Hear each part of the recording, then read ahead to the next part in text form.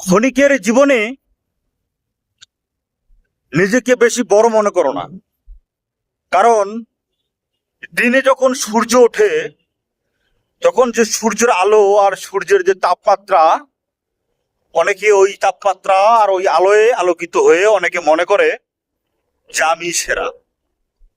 কিন্তু এই সূর্যের আলোয় শেষ না, আবার আধার আছে। আবার যখন সন্ধ্যা গড়িয়ে আধার হয়ে যায় তখন চন্দ্র ওঠে। চন্দ্রর যে মিষ্টি আলো, এই আলোটাও একের পর এক সূর্য ওঠে, আবার চন্দ্র, আবার সূর্য, আবার চন্দ্র, আবার সূর্য। এক একটা আলোয় এক একটা পরিবর্তন এক একবারের জন্য আসে, শুধু সময়ের অপেক্ষা। ঠিক নেবে ঠিক? ঠিক। ধন্যবাদ।